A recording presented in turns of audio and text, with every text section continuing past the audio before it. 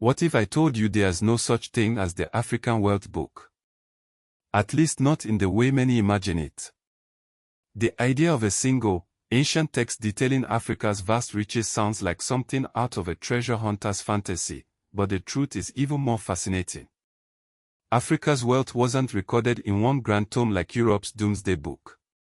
Instead, it was etched into the sands of time, preserved in oral traditions, trade ledgers, and Islamic manuscripts. Imagine the bustling market of Timbuktu in the 14th century, where scholars meticulously documented the flow of gold, ivory, and knowledge. Or picture the great empire of Mali, ruled by Musa, whose pilgrimage to Mecca in 1324 was so extravagant, he single-handedly disrupted the global gold economy. These stories aren't just footnotes in history, they are testaments to Africa's central role in shaping the world's wealth.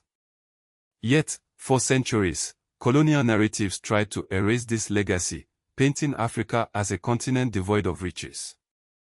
Today, we are uncovering the truth. From the Timbuktu manuscripts to the modern works reshaping how we see African economies, this documentary explores the myths, the history, and the undeniable impact of Africa's wealth. Let's begin our journey with the myth itself. The notion of a single African wealth book likely stems from a misunderstanding or conflation of Africa's rich and diverse historical records.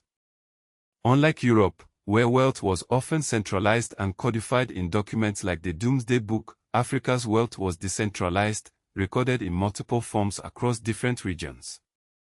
For example, the Timbuktu manuscripts, dating from the 13th to the 17th centuries, contain detailed records of trade, law, and science in the Mali and Songhai empires. These manuscripts, written in Arabic and local languages, are a treasure trove of knowledge, yet none bear the title African Wealth Book. Similarly, the Swahili Coast trade records from the 15th to the 18th centuries document the exchange of gold, ivory, and spices, but these too are fragmented, not unified under one title. So, if there's no singular African wealth book, how did Africa's wealth come to be so misunderstood? The answer lies in part with colonial powers, who often suppressed or distorted Africa's history to justify their exploitation.